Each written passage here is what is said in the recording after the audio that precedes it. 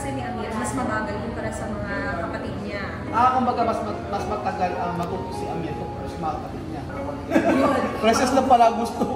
Yung process, at saka yung lunchtime. Tingnan natin kung ano yung grades niya. Improving daw si Amir, sabi gano'n. So, ayan po mga amigo, papakita po natin yung So, eto na po. Magandang araw po sa inyo mga amigo. Nandito po ang napakaganda at napakasipag na teacher dito po sa Western University Philippines. Si Ma'am Leila. Diba? Siya ang nanay ang nanay ng mga bata dito sa Western. Kahit si Kai ni Haggang ko ay nagpupunta pa sa kanya. Iba na ang teacher dito pa nagpupunta. Ay, barkada. Pero ang maganda kay Ma'am Leila, pag sa school, school talaga. Talagang teacher. Pag sa labas, barkada. Yung ano na yun, yung magandang teacher, di ba? Pagka nasa labas kayo, papay mo ka, barkada lang. Pero pag nasa loob ng klase, estudyante kita. Ayaw mag-SM minsan. Oo, inayaw mag-SM. Selos pa yung ayun po, unahin po natin ay si Amir. Ano ba ang nangyari kay Amir? Ma'am Leila, siguro po pinakamaganda. Siguro ako salita parang di marinig eh. Bibig. Hindi masyado marinig eh. Ang unahin po natin, ano po ang sa loob po ng halos na walong buwan, ano po yung masasabi nyo about na lang kay Amir? O ano yung lahat ng recommendation o ano yung i-improve o yung walang filter, yung katotohanan po talaga para at least alam po natin yung totoong nangyayari sa school nila. Bibian. So, si Bibian. Si Amir. Si Amir po.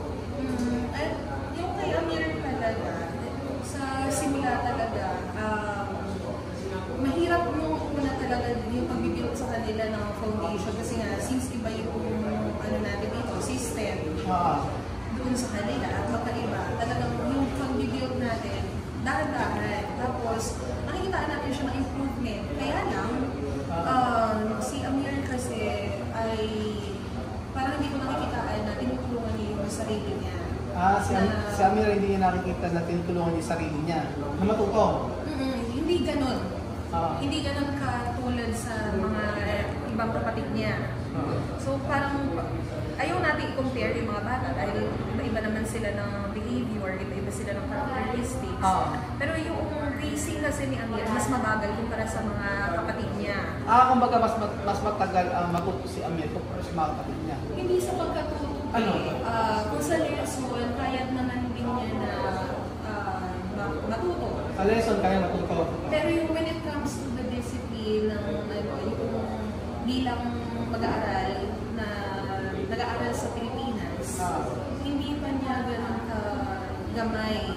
I mean, yung pagsunod niya sa amin ng mga teacher, it takes time bago siya sumunod. Ano po yung halimbawa? May struggle kami ang pagsunod sa kanya. Yung simpleng pagkaayaw niya, like for example, may activity kami sa science namin. Yung last time, meron kami kailangan i-taste yung mga foods, yung mga different taste, gano'n. Siya, de-decline niya, ayaw niya. Basta ayaw niya talaga. Ayaw niya talaga. Pero part yun ng mga activities nila. Si Miss na, go na go.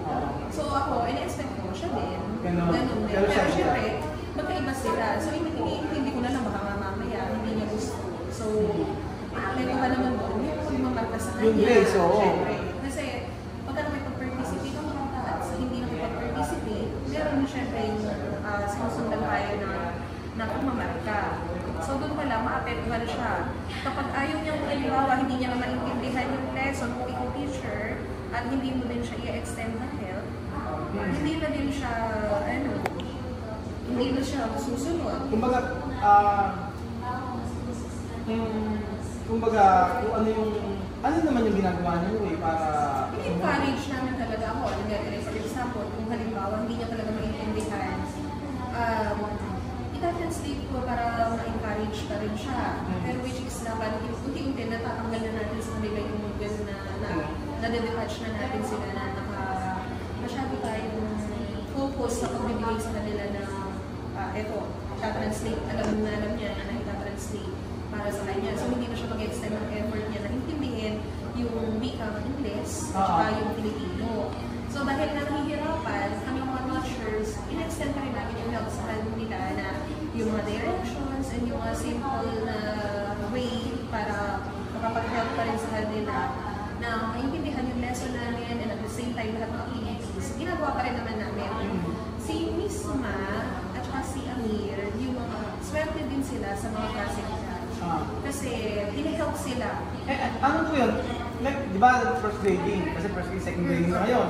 Sa second quarter nila, ano yung development kapag ba pinagtanong ka, nagkataas ba ng kamay o tinatawag ng pusa o ayaw yung taas, ano? Kay Amir?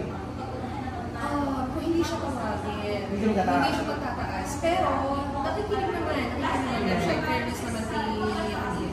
Marunong naman din siya makinig. Kaya nga lang yun, pagka selected, pagka halimbawa nainip yung bata, kapag siguro pagod na siyang makinig sa mga lessons, madulog po siya, and then parang nawawala ng gana, tapos pagka nag-break time, yun ang nilulong forward niya. Yun. Recess lang pala gusto. Yung recess, at saka yung lunch time, bababa na siya. Hindi naman Pero nakikita ka naman, nakikipag-socialize naman. Oo, may mga kaibigan ko, gano'n. Paano siya nagkakaintindihan? Yun nga. Kasi nagkakaintindihan. Nakakapag-doon, naging-communicate na eh. Yung parang, nag-events naman, nag-English naman. Ano yung English naman? Kaya masabi ko sa inyo, yung ano niya, yung help niya sa sarili niya kapag nag-lesson na, yung na lang yung kulang eh. Kasi meron na siyang ano eh. Oo, nakikipag-usap sa mga klase eh, di ba? Oo eh. Siguro talagang madating sa pagkakataon na tinatamad. Yun na siguro talaga yung may ano siya, na tinatamad naman. Ganun. Depende kasi, syempre, pagka, halimbawa, mga arts, mga ganyan, yung mga simpleng hindi naman kailangan na sobrang mag-effort na unawain yung mga words, kayang-kaya. Pero siguro pagka na-overwhelm siya pagka maharap na niya yung mga Tagalog words, English words, syempre, hindi naman yun yung kanyang mother tongue language, hindi yun yung kanyang Kung nag-adjust pa rin talaga. So, nag-adjust. Kaya dito naman sa grades niya, nakikita natin na Pumasok na ba? Tingnan natin kung ano yung grades niya. Improving daw si Amir, sabing ganun. So, ayan po mga amigo, papakita po natin yung So, eto na po, sa mother tongue, 83. Tumaas naman pala Ma'am Leila. Wala na siya line of 7. Sa Pilipino, 75 naging 80, 79 naging 83, 81 naging 83, 85. Tumaas wala siya line of 7. Ibig sabihin, may improvement kahit pa paano. Di ba, the more na, kagaya nito, MAPE, 86. Bumaba sa MAPE.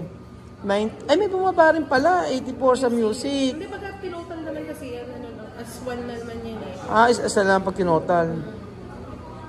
So, isa lang naman to no? Tapos, edukasyon pagkakatao, 87. Tumas naman, 84, 86. So, yun. Chamame, mira. Todo, para Amir, sube, porque dos, Amir sube, pero Amir tiene la zona de desprecio. Solo de problema de Amir, aburrimiento, hay tiempo, aburrimiento, yun. Yo escucho como él habla. Naintindihan pala ng Chamame, okay. Naintindihan, tama. Nakakaintindihan Chamame, oo. Naiintindihan na pala ni Chamame, naiintindihan pala pinag-usapan namin. Solo de aburrimiento, pero todo está sabi. Solo ejemplo, un día cuando él no quiere hacer, pero maestra explicar, porque esto una actividades de escuela. Pero todo así sulit. Pero yung fairness kasi kay masaya naman siya. Masaya naman nag-aaral. Masaya naman siya mag-aaral. Masaya naman nag-aaral pala.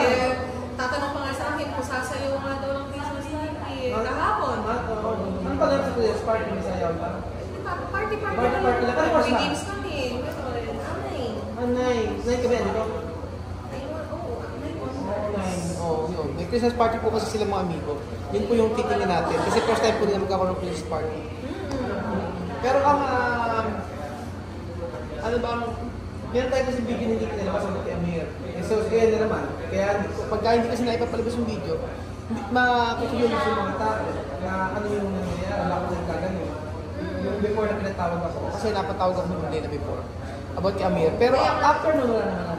Wala naman na. Siguro may mood swings nung Okay. panahon na yun. Pero sa observation ko ngayon, masaya lang na lang. Kasi nag-aaral. Importante. Kasi yung Ma'am Leila, totoo niya, sa akin na, bilang tatay-tatay nila,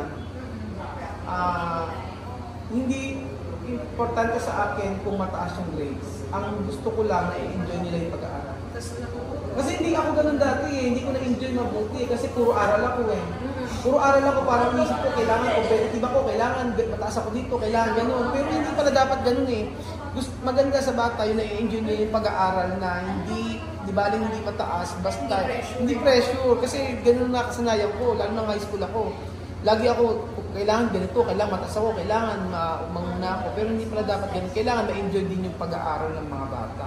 Yun ang pinaka-importante. So, kay Amir, wala naman na problema. Ang ano lang doon, dapat improve niya yung tulungan niya sarili niya na matuto. Ayun. So, kasi kami yung mga teachers, dito, binibigay namin lahat ng tulong. Talagang nasa bata. Nasa bata na. Unlike kay Alima, di ba?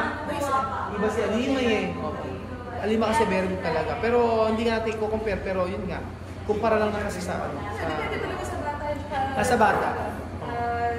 Sa stage talaga siguro, yung pacing nila, mas kailangan pa ng mas gamay pa ni Amir na magtindi.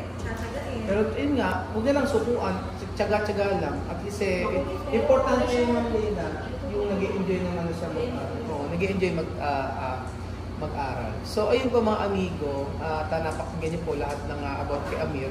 At okay naman yung grades niya, may tumaas, may tumaba, pero importante po yung nag-i-enjoy po siya sa kanyang pag-aaral. So ayun po, salamat po mga amigo at God bless. Meron pa pala kasunod, di pa pala tayo tapos, Ma'am Leila. Tama ang sinabi niya. Amir tiene de costumbre de, pero ciudad. Oh, yung may katamaran. Oo, yung tama si Chamame. Alam niya kasi nanay niya. Nanay siya, kaya alam niya. Oo. So, natutuwa ako naiintindihan niya. Oo, naiintindihan. Tu está bien. Oo, naiintindihan. Oo. Naiintindihan niya eh. To aprender todo. Naintindihan siya lahat ng pinag-usapan namin. Mas very good pa siya. Mas very good pa. Mas mejor to aprobado. Tsaka kami. Naintindihan pa rin siya kami yung pinag-usapan eh. Oo, tama. Sabi niya, di mo pagka inutusan, ayaw. Di mo, alam niya. Pagka Amir dito, no. Alam ng teacher, ganon.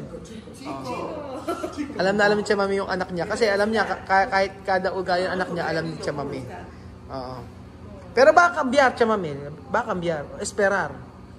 Sabi ko magbabago. Antay lang. Baka cambiar. No como ante.